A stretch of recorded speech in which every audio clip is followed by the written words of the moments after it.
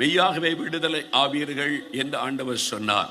அவர் சொன்ன மாதிரியே அநேகருக்கு விடுதலை கொடுத்து பாவத்திலிருந்தும் சாபத்திலிருந்தும் வியாதியிலிருந்தும் பிசாசு கட்டிலிருந்தும் விடுதலை கொடுத்து மகிழ பண்ணினார். அதே இயேசு இன்றைக்கு சொல்லுகிறார், என் பிள்ளைகளே பரிசுத்த ஆவியை பெற்றுக்கொள்ளுங்கள், ரிசீவ் த ஹோலி ஹோஸ்ட் என்று ஆண்டவர் உங்களுக்கு சொல்லுகிறார். ஒவ்வொருவரையும் பார்த்து சொல்லுகிறார், இங்க வந்திருக்கிற அத்தனை பேரையும் பார்த்து சொல்லுகிறார், பரிசுத்த ஆவியை பெற்றுக்கொள்ளுங்கள். மகனை பரிசுத்த ஆவியை பெற்றுக்கொள், மகளே பரிசுத்த ஆவியை பெற்றுக்கொள் என்று ஆண்டவர் சொல்லுகிறார். ஏன் இந்த பரிசுத்த ஆவியை பெற்றுக்கொள்ள வேண்டும்? அவர் வந்து நமக்கு என்ன செய்து விடுவார், அதை குறித்து நாம் அறிந்து கொள்ள வேண்டியது அவசியம். எனக்கு அன்பானவர்களே, இயேசு இந்த உலகத்தில் ஊழியம் செய்த நாட்களில் சிலுவையில் அவர் அறையப்படுவதற்கான வேளை நெருங்கி வந்த சமயத்தில் அவர் அதிகமாய் பேசின ஒரு காரியம் பரிசுத்த ஆவியானவரை குறித்து. யோவான் 14:16 சீஷர்களை பார்த்து சொன்னார், நான் போய் பிதாவை வேண்டிக் கொள்ளுவேன், அப்பொழுது என்றென்றைக்கு உங்களோடு கூட இருக்கும்படிக்கு வேறொரு தேற்றரவாளனை அவர் உங்களுக்கு தந்தருளுவார். பரிசுத்த ஆவியானவரை குறித்து இயேசு அப்படி பேசினார். அப்போஸ்தலர் 1:4 வாசித்து பாருங்கள். உயிர்த்தெழுந்த இயேசு 40 நாள் அளவும் தன் சீஷர்களோடு கூட அநேக காரியத்தை பேசின பொழுது, இன்னும் சில நாளைக்குள்ளே நீங்கள் பரிசுத்த ஆவியினாலே ஞான ஸ்நானத்தை பெற்றுக்கொள்வீர்கள் என்று ஒரு முக்கியமான செய்தி இயேசு சொல்லுகிறார்.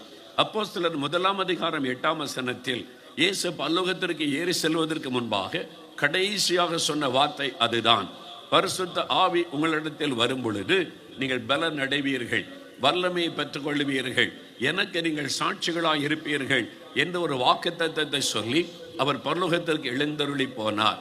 சொன்ன மாதிரியே அப்போஸ்தலர் 2 நீங்கள் 1 முதல் 4 வரை வாசித்து பாருங்கள்.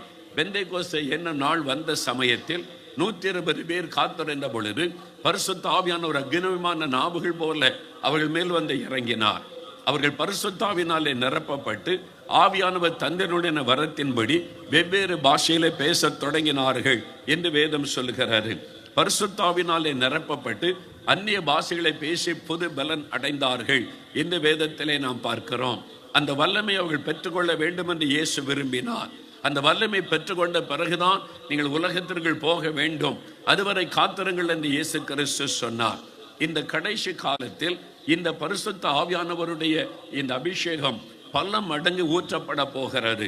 இதுவரை காணப்பட்ட வல்லமை அல்ல, நாம் கடைசி காலத்துக்குள் வந்துவிட்டபடியால் ஆவியானவர் வெள்ளம் போல ஊற்றப்பட போகிறார். யோவேல் 2:28-29 அவை தேவனுடைய வார்த்தையில் தீர்க்க தரிசனமாய் சொல்லப்பட்டது. கடைசி நாட்களில் கடைசி காலம் வரும் பொழுது என் ஆவியை நான் ஊற்றுவேன், I will pour out my spirit. ஆண்டவர் சொல்கிறேன், ஆவியை நான் ஊற்றுவேன் என்பதாய் சொன்னார். யார் மீது? முதலாவது குமாரர் குமாரத்திகள், 2வது வாலிபர்கள், அதன் பிறகு வயோதிபர்கள், அதன் பிறகு ஊழியக்காரர்கள் ஊழியக்காரிகள் என்று ஆண்டவருடைய வார்த்தை சொல்லுகிறது. இந்த ஆவியானவர் ஊற்றப்படும் போது என்ன நடக்கும்? வாலிபர்கள் தரிசனங்களை காண்பார்கள், சிறு பிள்ளைகள் குமாரர் குமாரத்திகள் வாலிப வயதிற்கு கீழ்ப்பட்ட இளம் பிள்ளைகள் தீர்க்க தரிசனம் உரைப்பார்கள், பரிசுத்த ஆவியினால் நிரப்பப்பட்டு தீர்க்க தரிசனம் உரைப்பார்கள். அதே மாதிரி மூப்பர்கள் சொப்பனங்களை காண்பார்கள். ஊழியக்காரர்கள் மேலும் ஊழியக்காரிகள் மீது இந்த ஆவி ஊற்றப்படும் போது அவர்கள் தீர்க்க தரிசனம் உரைப்பார்கள். இது தீர்க்க தரிசனமாய் சொல்லப்பட்ட ஒரு வார்த்தை. இந்த கடைசி காலத்திற்கென்று தேவன் வாக்குத்தத்தமாய் சொன்ன வார்த்தை. ஆகவேதான் இந்த கடைசி நாட்களில் தன் ஆவியை ஆண்டவர் யாவர் மீது ஊற்றி கொண்டே வருகிறதை பார்க்க முடிகிறது. சிறு பிள்ளைகள் மீது ஆவியானோர் ஊற்றப்பட்டு அவர்கள் தீர்க்க தரிசனம் சொல்லுகிற காட்சி ஆரம்பித்து விட்டதை நாங்கள் பார்க்கிறோம். வாலிபர்கள் மீது ஆவியானோர் ஊற்றப்பட்டு அவங்க தரிசனங்களை பார்க்கிறதை பார்க்க முடிகிறது. நான் சொன்ன நேற்றுக்கு முந்தின தினம் இதே இடத்தில் நாங்கள் ஜெபித்த போது 10 வயது நிரம்பின சிறு மகள் வந்து சொன்னாள், ஆண்டவர் என்னோடு பேசினார். என்ன பேசினார்? இந்த 2 நாட்களும் மழை இல்லாதபடி நல்ல கால நிலைமை நான் தருவேன் என்று ஆண்டவர் பேசினார் என்று. ஆண்டவருடைய குரலை கேட்கிற சிறு பிள்ளைகள் எழும்பிவிட்டார்கள். 10 வயது மகள் தீர்க்க தரிசனமாய் சொல்லுகிறாள், கர்த்தர் அதை நிறைவேற்றுகிறார். இதெல்லாம் வேதத்தில் சொல்லப்பட்டிருக்கிற சத்தியம். ஆனால் கிறிஸ்தவர்கள் நிறைய பேர் நாம் அதை அறிந்து கொள்ளாமல் இருக்கிறோம். அதற்கு நேராக நாம் திரும்ப வேண்டும் என்று கர்த்தர் விரும்புகிறார். ஆகவே இந்த கடைசி காலத்தில் மாம்சமான யாவர் மேலும் என் ஆவியை ஊற்றுவேன். இந்த அபிஷேகம் எல்லாருக்கும் உரியது, குறிப்பிட்டவர்களுக்கு மாத்திரம் அல்ல. அது பெரியவர்களுக்கு மாத்திரம் அல்ல. சிறு பிள்ளைகள் வாலிபர்கள், பெரியவர்கள் யாவருக்கும் இந்த அபிஷேகம், யாவர் மேலும் இந்த ஆவியை ஊற்றுவேன் என்று ஆண்டவர் சொல்கிறார். இந்த பரிசுத்தாவின் வல்லமை நமக்கு அவசியம். இந்த பரிசுத்தாவினால் நிரப்பப்பட்டிருப்பது அவசியம். இந்த ஆவியானவர் வரும்பொழுது நமக்கு வல்லமையை தருகிறார். வசனம் சொல்லுகிறாரு, அவர் நமக்கு பலன் தருகிறார் என்றால் வல்லமை தருகிறார். சாட்சியாய் வாழக்கூடிய வல்லமையை தருகிறார். அந்த வல்லமையை ஒவ்வொருவரும் பெற்றுக்கொள்ள வேண்டும் என்று ஆண்டவர் விரும்புகிறார். எதற்கு இந்த வல்லமை? ஆவியானவர் வரும்பொழுது என்ன செய்கிறார்? 3 முக்கியமான காரியத்தை நான் சுருக்கமாய் சொல்லி ஜெபிக்க போகிறோம். ஆவியானுடைய ஆசீர்வாதங்கள் ஏராளமாய் வேதத்தில் இருக்கிறது. 3 காரியத்தை மாத்திரம் சொல்லி ஜெபிக்க போகிறோம். நன்றாக கவனிங்கள். முதலாவது, ஆவியானவர் ஒரு மனிதனுக்குள் வரும்பொழுது செய்யக்கூடிய காரியம், அவர் நம்ம இயேசுவை போல வாழும்படி ஒரு மாற்றத்தை உண்டாக்குகிறார். ஆவியானவர் நம்மை மறுரூபப்படுத்துகிறார். இயேசுவின் சுபாவத்தை நமக்குள்ளே கொண்டு வருகிறார். இயேசுவை போல பரிசுத்தமாய் வாழ, இயேசுவை போல தாழ்மையாய் வாழ, இயேசுவை போல மனதுருக்கத்தோடு வாழ, இயேசுவை போல ஆத்ம பாரத்தோடு வாழ, இயேசுவின் சுபாவத்தை நமக்குள்ளே கொண்டு வருகிறவர், இயேசுவை போல வாழ வைக்கிறவர் ஆவியானவர். ஆண்டவருடைய விருப்பம் என்ன? ஆண்டவரை ஏற்றுக்கொண்ட அவருடைய பிள்ளைகள் இயேசுவை போல வாழ வேண்டும் என்று ஆண்டவர் விரும்புகிறார். 1 யோவான் 2ஆம் அதிகாரம் 6வது வசனத்தை வாசிக்கும் பொழுது, ஆண்டவருடைய பிள்ளைகள், இயேசுவை உள்ளத்தில் ஏற்றுக்கொண்ட பிள்ளைகள், அவர் நடந்தபடியே நாமும் நடக்க வேண்டும். அவர் எப்படி இந்த உலகத்தில் வாழ்ந்தாரோ அதே மாதிரி நாம் நடக்க வேண்டும் என்று ஆண்டவர் விரும்புகிறார். இயேசுவை போலெல்லாம் நடக்க முடியுமா? அவருடைய பரிசுத்தம், அவருடைய தாழ்மை, அவருடைய சாந்த குணம், அவருடைய மனதுருக்கம், அவருடைய ஆத்ம பாரம், அப்படிலாம் நாம் வாழ முடியுமா? அந்த பலனை தருகிறவர் தான் பரிசுத்த ஆவியானவர்.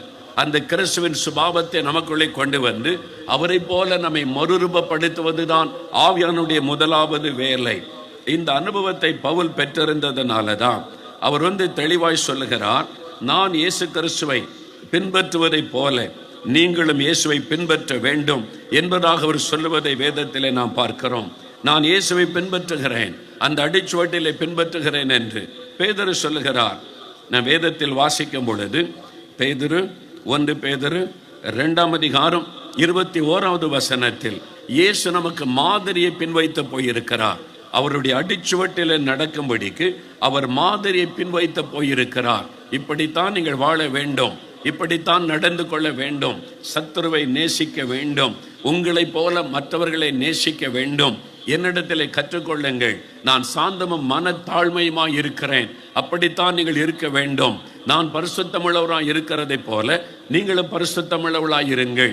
இதெல்லாம் இயேசு நமக்கு கற்றுக் கொடுத்து இப்படித்தான் வாழ வேண்டும் என்பதை ஆண்டவர் நமக்கு போதித்தார். அப்ப அவரை போல எப்படி இந்த உலகத்தில் வாழ முடியும் என்றால், அந்த பலனை தருகிறவர் பரிசுத்த ஆவியானவர்.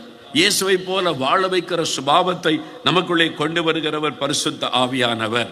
அப்போஸ்தலர் நடபடிகள் 2ஆம் அதிகாரத்தில் ஆவியானவர் ஊற்றப்பட்ட பிறகு இயேசுவின் சீஷர்களாய் மாறினவர்கள், இயேசுவால் தொடப்பட்டு அவரை பின்பற்றினவர்களை குறித்து வேதம் சொல்லுகிற சாட்சியை பாருங்கள். அப்போஸ்தலர் 2ஆம் அதிகாரம் 46வது வசனத்தை வாசிக்கும் போது, அவர்கள் எப்பொழுதும் மகிழ்ச்சியோடு இருந்தார்கள். எருசலேமிலே அந்த தேவ ஜனங்கள், ஆதி திருச்சபை விசுவாசிகள், பாடுகள் இருந்தது, உபத்திரம் இருந்தது, நெருக்கம் இருந்தது, ஆனால் எப்பொழுதும் மகிழ்ச்சியோடு இருந்தார்கள். ஏன் எனக்கு இந்த பாடு, ஏன் எனக்கு இந்த நெருக்கம்? அழுது கொண்டிருக்கவில்லை, பயந்து கொண்டிருக்கவில்லை, எப்பொழுதும் மகிழ்ச்சியோடு இருந்தார்கள். அதுதான் ஆவியானவர் கொடுக்கிற உன்னதமான ஒரு அனுபவம். அது மாத்திரமல்ல, கபடற்ற இருதயம் உள்ளவளாய் இருந்தார்கள். சூதுவாதில்லாத ஒரு இருதயம், அவங்களுக்குள்ள பொறாமை இல்லை, பெருமை இல்லை, அடுத்தவளை பற்றி பேசுவதில்லை, அடுத்தவளை தாழ்வாய் நினைப்பது இல்லை, கபடில்லாத ஒரு இருதயம். வேதம் சொல்லுகிறது, தேவனுடைய ஆவியினால் நிரப்பப்பட்ட தேவ பிள்ளைகள் எப்படிப்பட்டவளாக இருந்தார்கள், ஆதி திருச்சபையிலே தேவ ஜனங்கள் எப்படி இருந்தார்கள். ஆவியானவர் அப்படிப்பட்ட மாற்றத்தை உண்டாக்கினார். நமக்குள்ளும் அந்த மாற்றத்தை அவர் உண்டாக்க முடியும். ஆனால் அதற்கு நம்மை அர்ப்பணித்துக் கொள்ள வேண்டும். ஆவியானுடைய ஆளுகைக்கு நம்மை அர்ப்பணித்துக் கொள்ள வேண்டும். கிறிஸ்தவர்கள் என்று நாம் சொல்லுகிறோம். இயேசு கிறிஸ்துவை பின்பற்றுகிறவர்கள், இயேசு கிறிஸ்துவை ஏற்றுக்கொண்டவர்கள். யார் கிறிஸ்தவர்கள்? வேதம் என்ன சொல்லுகிறது தெரிகிறதா? அப்போஸ்தலர் நடபடிகள் 11ஆம் அதிகாரம் 26வது வசனத்தை வாசித்து பாருங்கள். அந்தியோகியா பட்டணத்தில் பெரிய சபை இருந்தது. எருசலேமுக்கு பிறகு அந்தியோகியாவில் பெரிய சபை, நிறைய பேர் இயேசுவை ஏற்றுக்கொண்டு அவரை பின்பற்ற ஆரம்பித்தார்கள். இயேசுவை பின்பற்றக்கூடிய சீஷர்களுக்கு கிறிஸ்தவர்கள் என்கிற பெயர் வழங்கப்பட்டது. மனம் திரும்பி ரட்சிக்கப்பட்டு இயேசுவின் அடிச்சுவட்டிலே நடக்கிற சீஷர்கள் தான் கிறிஸ்தவர்கள் என்று அழைக்கப்பட்டார்கள் என்று வேத வசனம் சொல்லுகிறது. அப்படின்னா நம்மை குறித்த என்ன? கையில் சிகரெட்டை ஊதுகிறவன் எப்படி கிறிஸ்தவனா இருக்க முடியும்? மதுபானத்தை குடித்து கொண்டு அலப்பறை பண்ணுகிறவன் எப்படி கிறிஸ்தவனாய் இருக்க முடியும்? குடித்து விட்டு வந்து மனைவி அடித்து வேதனைப்படுத்துகிறவன் எப்படி இயேசுவின் சீஷனாக இருக்க முடியும்? வேலையில் லஞ்சம் வாங்குகிற ஒரு மனிதன் எப்படி இயேசுவை பின்பற்றுகிற சீஷனாக இருக்க முடியும்?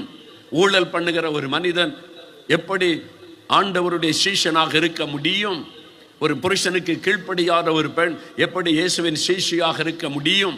பெற்றோருக்கு கீழ்ப்படியாத அடங்காத பிள்ளைகளாய், பெற்றோரை மதிக்காதபடி அவமதிக்கிற பிள்ளைகள் எப்படி இயேசுவின் சீஷர்களாக இருக்க முடியும்? சீஷர்கள் தான் கிறிஸ்தவர்கள் என்று அழைக்கப்பட்டார்கள். இயேசுவின் அடிச்சுவட்டிலே நடக்கிறவர்கள், அவரை பின்பற்றுகிறவர்கள், அவர்கள் தான் தேவனுடைய பிள்ளைகள். இப்படிலாம் வாழ முடியுமா இந்த உலகத்தில்? அப்படிப்பட்ட ஒரு வாழ்க்கையை தருவதுதான் பரிசுத்த ஆவியானுடைய வல்லமை. அதற்கு தான் இந்த அபிஷேகம் நமக்கு அவசியம். அந்த ஆவியானவர் நம்ம அழகாய் கிறிஸ்தவ சுபாவத்துக்குள்ளே நடத்துவார், நம்மை உருவாக்குவார், இயேசு கிறிஸ்து சுபாவத்தை நமக்குள்ளே கொண்டு வருவார். நீங்கள் ஆண்டவரை நெருங்க நெருங்க, பரிசுத்த ஆவிக்குள்ளே நிரம்பி ஜெபிக்க ஜெபிக்க ஜெபிக்க உங்களுடைய மாம்ச சுபாவங்கள் மாறி கிறிஸ்துவின் சுபாவம் உங்களுக்குள்ளே உண்டாகும். மன்னிக்கிற சுபாவம், சத்துருக்களை நேசிக்கிற சுபாவம், எல்லாரிடத்தில் அன்பு காட்டுகிற சுபாவம், நன்மை செய்கிற சுபாவம், உண்மையாயிருக்கிற சுபாவம், பரிசுத்தத்தை வாஞ்சிக்கிற சுபாவம் உங்களுக்குள்ளே உண்டாகும்.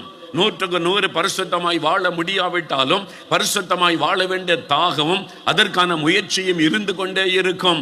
அந்த தாகத்தை கொண்டு வருகிறவர் பரிசுத்த ஆவியானவர். அப்ப இயேசுவை போல நம்மை மறுரூபப்படுத்துகிறவர் பரிசுத்த ஆவியானவர். 2 சாட்சியம் சொன்னா உங்களுக்கு புரியும். விழுப்புரம் மாவட்டத்திலிருந்து ஒரு கிராமத்திலிருந்து ஒரு ஏழை தாயார் அவங்களுடைய வாழ்க்கையில் நடந்த அந்த அனுபவத்தை பகிர்ந்து கொண்டார்கள். அவங்க மாடுகளை வைத்து பண்ணை வைத்து பால் வியாபாரம் செய்கிறவர்கள், கிறிஸ்துவை அறியாதவர்கள், ஆனால் ரொம்ப பக்தி உள்ளவர்கள். அவங்களுக்கு ஒரு 10 வருஷத்துக்குள்ள அவருடைய மாடுகளிலே, அந்த மாடுகள் பெரிய பண்ணை வச்சிருக்கிறாங்க, கன்றுக்குட்டி போட்ட உடனே மரித்து விடும். 200 கன்றுக்குட்டிகள் மரித்து விட்டார். அவங்க நினைச்சாங்க இது ஒரு சாபம், இந்த கன்றுக்குட்டி பிழைப்பதில்லை, அதில் வளர்ச்சியில் மந்தை பெருகவில்லை. பரிகாரம்லாம் செய்கிறாங்க, பண செலவு பண்ணி மாட்டுக்கு கொண்டு வந்து தாயத்தை கட்டினார்கள். அவங்க என்னென்ன சொல்கிறாங்களோ அதெல்லாம் மாட்டுக்கு செய்தார்களாம். அவங்களே சொல்கிறாங்க, படிப்பறிவில்லாத ஒரு ஏழை தாயார் பக்தியோடு கூட தெய்வத்தை தேடி இந்த சாபம் மாறணும், என்னுடைய மந்தை விருத்தி அடையணும், கன்றுக்குட்டிகளெல்லாம் செத்து செத்து போகிறதே என்பதாய் அவங்களுக்கு தெரிந்தது சாபம் என்று. பரிகாரத்திற்கு எவ்வளோ பணத்தை செலவு பண்ணி பார்த்து ஒன்றும் நடக்கவில்லை. யாரோ சொல்லி இருக்கிறாங்க, இந்த ஜெபிக்கலாம் வாங்கின ஒரு நிகழ்ச்சி வருது, அதை பாரு, உன் பிரச்சனைக்கு ஏதாவது தீர்வு தெரியும் என்று. இந்த தாயார் உடனே சத்தியம் தொலைக்காட்சி முன்னால் உட்கார்ந்து ஜெபிக்கலாம் நிகழ்ச்சியை பார்த்தார்கள். அதில் சாபத்தை மாற்றக்கூடிய வல்லமை இயேசுவுக்கு மட்டும்தான் உண்டு. ஏனென்றால் அவர் சிலுவையில் நமக்காக சாபமாகி பரிகாரத்தை ஏற்படுத்தினார். பணம் கொடுத்தெல்லாம் சாபத்துக்கு பரிகாரம் கொண்டு வர முடியாது. நம்ம பாவத்தை விட்டு மனம் திரும்பி இயேசுவை ஏற்றுக்கொண்டால் பாவம் மன்னிக்கப்பட்டு சாபத்திலிருந்து விடுதலை தருவார். அந்த செய்தி கேட்டபோது இந்த தாயார் தொடப்பட்டார்கள். இப்படி ஒரு கடவுள் இருக்கிறாரா? இதுவரைக்கும் யாருமே சொல்லலையே. இலவசமாய் பாவம் மன்னிப்பு, இலவசமாய் சாபத்திலிருந்து விடுதலையா என்று சொல்லி முழங்கால் படிட்டு இயேசுவை கூப்பிட்டார்கள். இயேசுவை தன் வாழ்க்கையில் ஏற்றுக்கொண்டார்கள், பாவத்தை அறிக்கை செய்தார்கள். பாருங்க, ஆண்டவர் பாவத்தை மன்னித்து ஆசீர்வதித்தார். என்ன அதன் பிறகு எல்லா கன்றுக்குட்டிகளும் உயிரோடு இருந்தது, ஒரு கன்றுக்குட்டி கூட மரிக்கவில்லை. சாபம் மாறிவிட்டதை அவளால் உணர முடிந்தது. இப்போதான் அடுத்த பிரச்சனை. இப்போ கன்றுக்குட்டிகள் உயிரோடு இருக்கிறாரு, பால் வியாபாரத்தில் லாபம் இல்லை, பால் வியாபாரத்தில் நஷ்டம் அடைந்து கொண்டே இருக்கிறார். தினமும் பல மாடுகள் பால் கொடுக்கிறது, வியாபாரம் பண்ணுறாங்க, லாபமே இல்லை, ஆசீர்வாதமே இல்லை. அப்போ ஒரு கேள்வி, ஏன் ஆசீர்வாதம் இல்லை? சாபம் மாறிவிட்டாரு, அப்போ ஆசீர்வாதம் வரணும் இல்லை, ஏன் ஆசீர்வாதம் இல்லை? உடனே அவர்கள் ஆண்டவரிடத்தில் போய் முழங்கால் படிட்டு ஜெபித்தார்கள். கிறிஸ்தவர்கள் கவனியுங்கள், ஊழியக்காரர்கள் கவனியுங்கள். ஒரு தேவை வந்தா, பிரச்சனை வந்தா என்ன செய்யணும்னு இன்றைக்கு இந்துக்களாக இருந்து ரட்சிக்கப்பட்ட கற்றுக்கொள்ளுங்கள். அந்த ஏழை தாயார் என்ன பண்ணினாங்க?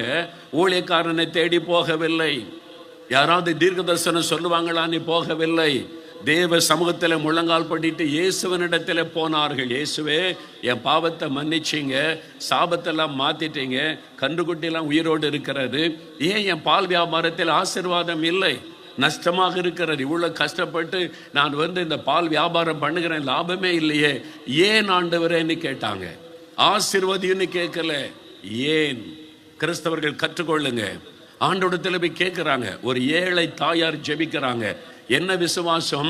நான் கேட்டா இயேசு பதில் தருவார், என்னோடு பேசுவார் என்கிற விசுவாசம் ஒரு ஏழை தாயாருக்கு இருக்கிறது. உங்களுக்கு இருக்குதா? உங்களுக்கு இருக்குதா? இத்தனை வருஷம் கிறிஸ்தவர்கள் என்று சொல்லுகிற உங்களுக்கு இருக்குதா? என்கிட்ட ஆண்டவர் பேச மாட்டார் என்று ஒரே வார்த்தையில சொல்லுகிறோமே. நம்ம தான் மனம் திரும்ப வேண்டும். உலகத்தில் தேவன் என்ன செய்து கொண்டிருக்கிறார் என்பதை அறிந்து கொள்ளுங்கள். அந்த ஏழை தாயார் முழங்கால் படிட்டு கேட்டாங்க. ஆண்டவர் பதில் கொடுத்தார். என்ன பதில் கொடுத்தார் தெரியுமா? இயேசு சொன்னார், பரிசுத்த ஆவியானவர் மூலமாய் ஆண்டவர் அவளோடு பேசினார். என்ன சொன்னார் தெரியுமா? மகளே, நீ பாலில் தண்ணி கலந்து வியாபாரம் பண்ற, தண்ணியை கலப்படம் பண்ணுகிறாய், நான் எப்படி உன்னை ஆசீர்வதிக்கிறது? உன் வியாபாரம் சுத்தமா இல்லை, வியாபாரம் உண்மையா இல்லை, அதில் தண்ணீர் கலப்படம் பண்ணுகிறாய், நான் எப்படி கலப்படம் பண்ணுகிறவனை ஆசீர்வதிக்க முடியும் என்று ஆண்டவர் பேசினார். அந்த ஏழை தாயார் சொல்றாங்க, இயேசு தன்னோடு பேசினதை. அவங்க சொல்றாங்க, ஆண்டவரை பார்த்து சொன்னாங்களா, ஆண்டவரை தண்ணி கலக்கிறது பாவமா? ஏனென்றால் பால் வியாபாரம் பண்ற எல்லாருமே தண்ணி கலக்கிறாங்க, எல்லாருமே தண்ணி கலந்து தான் பால் வியாபாரம் பண்றாங்க. அவங்க அதுதான் அறிந்திருக்கிறாங்க, அது தப்பே இல்லை. இந்த வியாபாரம் இப்படி தான் நினைத்து கொண்டிருந்தாங்க. இயேசு தான் சொல்லி கொடுத்தார், அது பாவம் மகளே, நீ தண்ணி கலந்து வியாபாரம் பண்ணினா நான் ஆசீர்வதிக்க முடியாது. இவர் தான் மெய்யான ஆண்டவர். நீ என்ன வேணாலும் பண்ணு, காணிக்க கொண்டா, தச்சனை கொண்டு வா, இதை கொண்டு வா, அதை கொண்டு வா, சரி பண்ணிடலான்னு சொல்லுகிறது கடவுளாக இருக்க முடியாது. தவறை சுட்டி காண்பித்து சரிப்படுத்துகிறவர் தான் கடவுள். ஆண்டவர் சொன்னார், நீ கலப்படம் செய்கிறாய், நான் எப்படி ஆசீர்வதிக்க முடியும்? அந்த தாயார் சொன்னாங்க, கலப்படம் செய்யறது தப்பா? எனக்கு தெரியாத ஆண்டவரை, யாருமே எனக்கு சொல்லலையே, நான் இப்ப கீழ்ப்படுகிறேன், இனி நான் பாலில் கலப்படமே பண்ண மாட்டேன் என்று ஒப்பு கொடுத்து அன்றையிலிருந்து சுத்தமான பாலை வியாபாரம் பண்ண ஆரம்பிச்சாங்க. கர்த்தர் ஆசீர்வதித்த வியாபாரத்தை பெருக பண்ணி விட்டார். அவங்க சாட்சியா சொல்றாங்க, ஆண்டவர் என்னோடு பேசினார். நீங்க போய் கேட்குறீங்களா? ஆசீர்வாதம் வேணும், அது வேணும், இது வேணும்னு கேட்குறீங்களே, ஏன் எனக்கு இதை நடக்கல ஆண்டவரே? என்கிட்ட என்ன குறை இருக்குது, என்ன தடை இருக்கிறது என்று ஜெபம் பண்ணுங்க. ஆண்டவர்கிட்ட போங்க, ஆவியானவர் பேசுவார். அதுக்கு தான் பரிசுத்த ஆவியானவர் நம்மை சகல சத்தியத்துக்குள்ள வழி நடத்துவார். பரிசுத்த ஆவியானவர் வரும் பொழுது இயேசுவின் அடிச்சுவட்டுகளிலே நடத்துவார். இதுதான் சத்தியம் என்று சொல்லிக் கொடுப்பார், இதுதான் பரிசுத்தம் என்று சொல்லிக் கொடுப்பார். அதுக்கு தான் பரிசுத்த ஆவியானவர். ஆலயத்தில் வந்து கைத்தட்டி அந்நிய பாஷை பேசிவிட்டு போவதற்கு அல்ல. புருஷனுக்கு கீழ்ப்படியாத நீ சபையில் அந்நிய பாஷை பேசிக் கொண்டிருக்கிறாய். வீட்டிலே வாழ வந்த மருமகளை நேசிக்காத நீ சபையிலே அந்நிய பாஷை பேசுகிறாய். யாரை ஏமாற்றுகிறாய்? கிறிஸ்தவ வாழ்க்கை என்றால் என்ன? சத்தியத்தின்படி வாழுவது. ஆவியானவர் பேசுவதற்கு இடம் கொடுக்கிறவன் தான் கிறிஸ்தவன். எப்படி வாழலாம்? சபையில அந்நிய பாஷை பேசலாம், ஏமாற்றிக் கொள்ளாதிருங்கள்.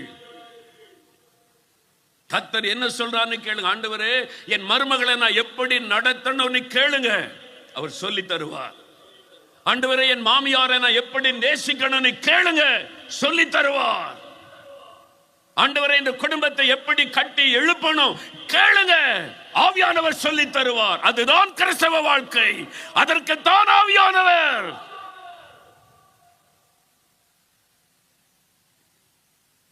லஞ்சம் வாங்கி கொண்டு கலப்பட பிசினஸ் பண்ணி கொண்டு இதெல்லாம் பிசினஸ் நேக் என்று சொல்லி கொண்டு சபையில் வந்து காணிக்க படைச்சிட்டா பரலோகத்தை போக முடியாது. சத்தியத்தின்படி வாழுவதற்கு அழைக்கப்பட்டவர்கள், வேத வசனத்தின்படி வாழ வழி நடத்துகிறவர் ஆவியானவர். இயேசுவை போல வாழ நடத்துகிறவர் ஆவியானவர். யோசித்து பாருங்க, இன்னைக்கு ஒரு காலேஜில், ஸ்கூலில், ஒரு கவர்மெண்ட் ஆஃபீஸில் வேலை செய்கிறீங்க. கவர்மெண்ட் வேலை தான் வேணும், இந்த வேலை தான் வேணும்னு சரி, 8 மணி நேரம் வேலை செய்தானே சம்பளம் கொடுக்குறாங்க. 8 மணி நேரம் உண்மையாக வேலை செய்கிறீங்களா?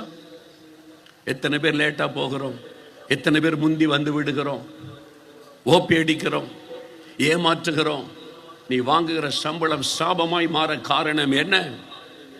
உண்மை இல்லை உன் வேலையில், வேலையிலே உண்மை இல்லை. அரசாங்கத்தை ஏமாற்றி சம்பளம் வாங்குகிறாய், நிர்வாகத்தை ஏமாற்றி சம்பளம் வாங்குகிறாய், உன் வேலையிலே உண்மை இல்லை. எது கிறிஸ்தவ வாழ்க்கை? ஆவியானவருடைய நடத்துதலின்படி பரிசுத்த வாழ்க்கை வாழ வேண்டும். இயேசுவை போல வாழ நடத்துவார். ஆவியானவர் என்ன சொல்லுகிறான்னு கேட்டு கேட்டு கேட்டு அதன்படி வாழ்கிற கிறிஸ்தவ வாழ்க்கை தான் உண்மையான வாழ்க்கை. அதுக்குதான் ஆவியானவர் நீ இப்படி நடக்கணும், இது செய்யக்கூடாது, இப்படி நடக்கூடாது, இப்படிதான் நடக்கணும். நிறைய பேர் அதுக்கு கேள்வி செவியை கொடுக்கறது இல்லை. ஆண்டவர் பேச இடம் சும்மா கையை தட்டிட்டு அந்நிய பாஷை பேசிடுறது. ஆண்டவர் பேச டைமே கொடுக்கிறது இல்ல. நீ செய்யறதெல்லாம் சரி நீ நினைத்து கொண்டிருக்கிறாய். ஆண்டவர்கிட்ட போய் உட்காருங்க, முதல்ல அரை மணி நேரம் அந்நிய பாஷை பேசுங்க, 10 நிமிடம் உட்காருங்க. ஆண்டவரே எனக்கு சொல்லும், எனக்கு போதியம், கற்றுத்தாருன்னு கேளுங்க. அழகாய் பேசுவார். நீ என்ன செய்யணும்? இதை செய்யக்கூடாது மகளே, இதை செய்யக்கூடாது மகனே, இதெல்லாம் சரிப்படுத்து. இன்னொரு ஆச்சரியமான காரியம் தெரியுமா? ஒரு ஐயா, அவங்க கிறிஸ்தவர் அல்லாத கூட இந்து குடும்பம், அவருக்கு திருமணமாகிய பிள்ளைகள்லாம் இருக்கிறாங்க, ரட்சிக்கப்பட்டார். இயேசுவை பற்றி யாரும் சொன்னதுனால இயேசுவை அறிந்து அவருடைய வாழ்க்கையில் நிறைய நெருக்கம், பிரச்சனை, பல இடத்துல போய் ஏமாற்றப்பட்டு கடைசியில் இயேசுவண்டை வந்து ரட்சிக்கப்பட்டார். பெரிய சந்தோஷம், ஆண்டவர் என்னை ரட்சித்துட்டார், அவருடைய பிள்ளை ஆயிற்று அப்படின்னு சொல்லி. அவருக்கு திருமணமாகி 15-20 வருஷம் ஆகிட்டு, பிள்ளைகள்லாம் பெரிய பிள்ளைகளாக படிக்கிறாங்க. சில காரியத்தில் ஆசீர்வாதம் இல்லை, சில காரியத்தில் தடை ஏற்பட்டு கொண்டே இருக்கிறாரு. உடனே ஆண்டவர்கிட்ட போய் ஜெபம் பண்ணினார். ஏன் ஆண்டவரே, நான் தான் உங்களுடைய பிள்ளை ஆயிட்டல்ல, என் பாவத்தெல்லாம் மன்னிச்சுட்டீங்க, ஏன் இந்த தடை காணப்படுகிறது? அப்போ ஆண்டவர் சொன்னாரா, ஆண்டவர் சொன்னாரா, 20 வருஷத்துக்கு முன்னால் உனக்கு திருமணம் ஆச்சுல்ல? ஆமாம் ஆண்டவரே. அப்போது உன் மனைவி வீட்டில் டிமாண்டு பண்ணி எனக்கு இவ்வளோ ரொக்கம் வேணும், இவ்வளோ நகை போடணும்னு கேட்டியா? ஏசு எப்படிப்பட்ட ஆண்டவர் தெரிஞ்சுக்கொள்ளுங்க. கேட்டியான்னாரு. ஆமாம் ஆண்டவரை கேட்டேன். அதில் என்ன தப்பு இருக்கு? தப்பு, பாவம். நீ டிமாண்ட் பண்ணல, இவ்வளோ பணம் வேணும்னு கேட்டல. அந்த குடும்பத்தார் தன் மகளை கட்டி கொடுக்க அங்கங்கே கடன் வாங்கி உனக்கு வரதட்சணை கொடுத்தாங்க. ஒரு குடும்பத்தை கடனாளி ஆக்கினது நீ. உன் திருமணத்திற்காக இன்னொரு குடும்பத்தை கடனாளி ஆக்கினாய். அது பாவம் அல்லவா? 20 வருஷத்துக்கு முன்னால நடந்த கல்யாணத்துக்கு ஆண்டவர் பேசுகிறார்.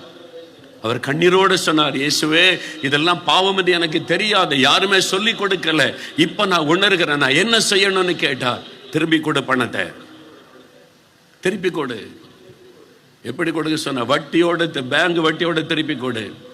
20 வருஷத்துக்கு முன்னால வாங்கின வரதட்சணையை பேங்க் வட்டியோட கணக்கு போட்டு அந்த பணத்தை எடுத்துட்டு மாமனார் வீட்டுக்கு போனார். மாமனார் வீட்டில் போய் சொன்னார், நீங்க வரதட்சணையா கொடுத்த பணம் வட்டியோடு திரும்ப தருகிறேன். அவங்க கிறிஸ்துவ அறியாதவங்க. அவங்க ஆச்சரியம், மருமகனை எதுக்கு இதை கொடுக்குறீங்க? எங்க மகளுக்காக தானே வரதட்சணையா கொடுத்தோம். இல்லை, நான் டிமாண்ட் பண்ணினேன். உங்க விருப்பப்படி மகளுக்கு செய்துங்க சொல்லிட்டா தப்பு இல்லை. ஆனா நான் இவ்வளவு வேணும்னு கேட்டு நீங்க கடன் வாங்கி எனக்கு கொடுத்தீங்கல்ல, என் இயேசு பாவம்னு சொல்லுகிறார். நான் இப்ப இயேசுவை அறிந்திருக்கிறேன், இயேசு தப்புன்னு சொல்லுகிறார். பணத்தை திருப்பி கொடுக்க சொல்லுகிறார். அவங்க ஆச்சரியப்பட்டு போனா, இப்படி ஒரு கடவுள் இருக்கிறாரா? பாவத்தை கண்டித்து உன்னத்தை சரிப்படுத்துகிற ஒரு கடவுள் இருக்கிறாரா? ஆச்சரியப்பட்டார்கள். அதன் பிறகுதான் அவருக்கு பெரிய சந்தோஷம். இதுதான் ஆவியானவர் நடத்துகிற விதம், இதுதான் கிறிஸ்தவ வாழ்க்கையின் பரிசுத்தம்.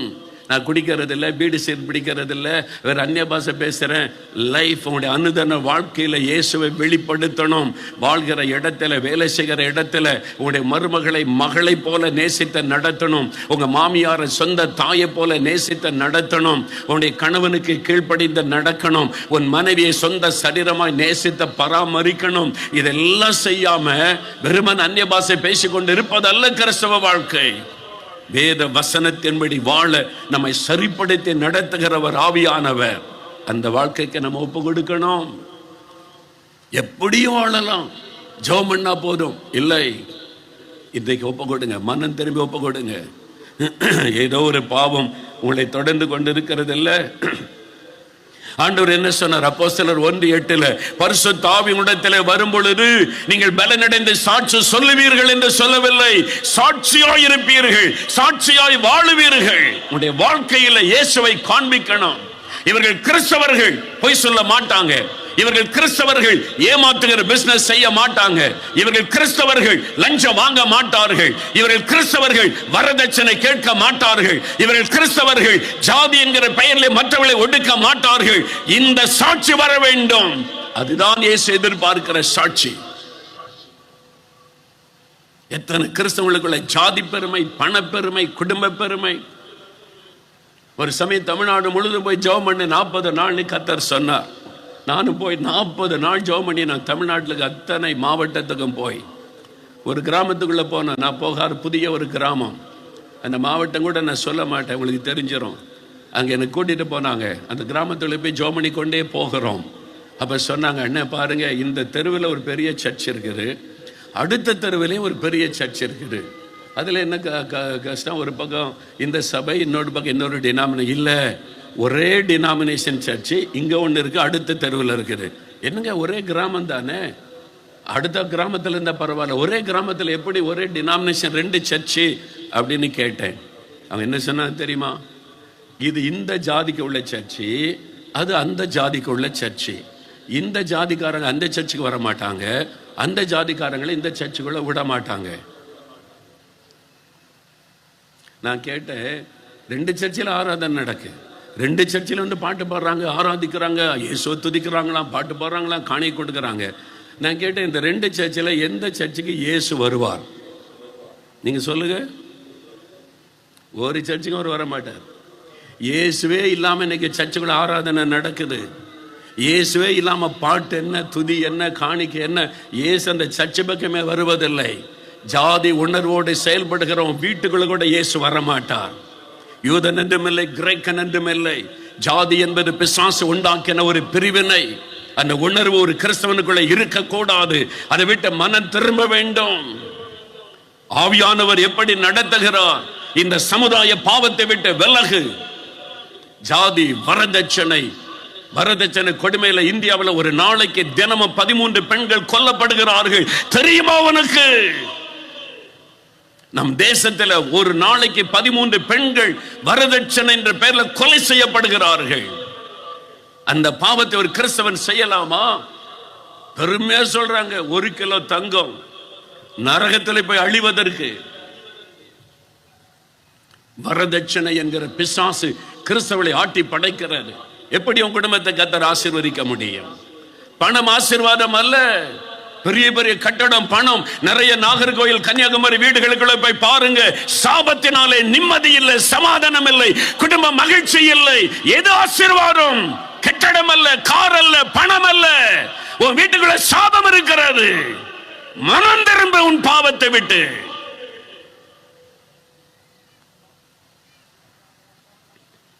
பரிசுத்த ஆவியானவர் வரும் பொழுது பரிசுத்த பாதையில நடத்துவார். சத்தியத்தின்படி நட. இதான் வசனம், இதுதான் இயேசுவின் விருப்பம். இப்படித்தான் நடக்கணும். அப்படி நடத்துகிறவர் ஆவியானவர். இயேசு என்கிற பெயரை சொல்லி கேட்கணும்.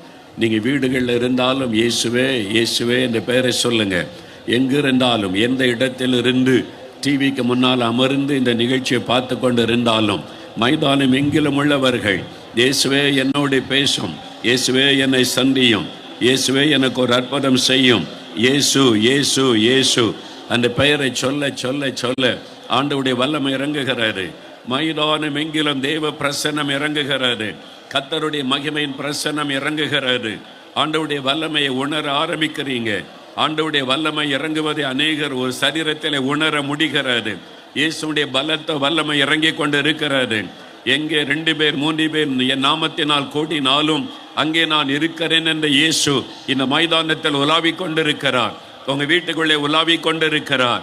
இயேசு இயேசு இயேசுவே சொல்ல சொல்ல சொல்ல வல்லமை வெளிப்பட ஆரம்பிக்கிறது. பொல்லாத ஆவிகள் வெளியேறுகிறது.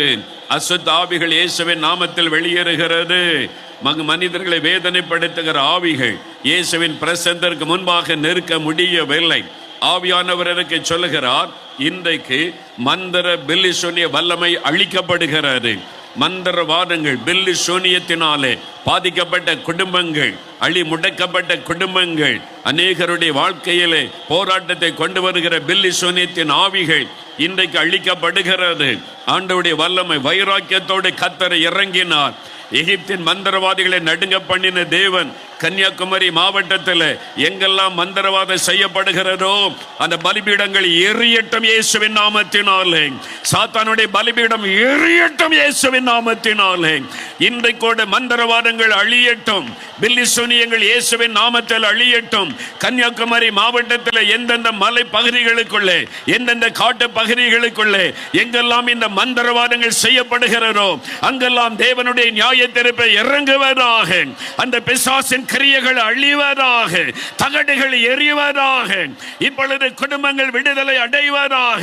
மந்திரவாதத்திலே பாதிக்கப்பட்ட குடும்பங்கள், பில்லி சூனியத்திலே பாதிக்கப்பட்ட குடும்பங்கள் இப்பொழுது விடுதலை அடைவதாக. பொல்லாத ஆவிகள் வெளியேறுவதாக. அவைகளை கடிந்து கொள்ளுகிறேன். பொல்லாத ஆவிகள் வெளியேறுகிறது, மந்திரவாத கிரியைகள் அழிகிறது. இந்த கன்னியாகுமரி மாவட்டத்தில் ஒரு மாற்றம் வருகிறது. இனி மந்திரவாதிகள் நடுங்குவார்கள், மந்திரவாதிகள் காணாமல் போவார்கள், பில்லி சூனியம் பண்ணுகிறவர்கள் முடக்கப்பட்டு போவார்கள். கர்த்தருடைய நியாய தீர்ப்பு வெளிப்படுகிறது. எகிப்தின் விக்கிரகங்கள் மீது தேவன் நியாயம் செய்தார் என்று வேதம் சொல்லுகிறது. அதே விதமாக இந்த மாவட்டத்தில் தேவன் நியாயம் செய்கிறார். மந்திரவாதத்திற்கு பயன்படுத்தப்படுகிற விக்கிரக ஆவிகள் மீது கர்த்தருடைய நியாய தீர்ப்பு வெளிப்படுகிறது. அவைகள் அழிக்கப்பட்டு போகிறது. இயேசுவின் நாமத்தில் விடுதலை, விடுதலை. மைதானம் எங்கிலும் நிறைய பேர் விடுதலை அடைகிறீர்கள். அசுத்த ஆவிகள் அலறிக்கொண்டு வெளியேறுகிறது. பயப்படாருங்க, பயப்படாருங்க. அது கீழே தள்ளிவிட்டு போய்விடும். இன்றைக்கோடு இந்த கிரியைகள் அழிக்கப்படுகிறது. மந்திரவாத வல்லமை அழிகிறது இயேசுவின் நாமத்தினாலே. அநேக வீடுகளுக்குள்ளே கிரியை செய்கிற மந்திரவாதத்தின் வல்லமைகளை இயேசுவின் நாமத்தில் நான் சபிக்கிறேன். அந்த தகடுகள் எரியட்டும், அந்த தாயத்துகள் எரியட்டும், மந்திரவாத கிரியைகள் எல்லாம் அழியட்டும். நீர் ஜீவனுள்ள தேவன் என்பதை விளங்க பண்ணும். கர்த்தரப்படி செய்ததற்காக ஸ்தோத்திரம். விடுதலை உண்டாகி கொண்டு இருக்கிறதற்காக நன்றி. விடுதலை உண்டாகி கொண்டு இருக்கிறதற்காக உமக்கு நன்றி. விடுதலை உண்டாகி கொண்டு இருக்கிறதற்காக நன்றி. Thank you Lord. நன்றி ஆண்டவரே, உமக்கு நன்றி, நன்றி. தேங்க்யூ லார்ட், உமக்கு நன்றி.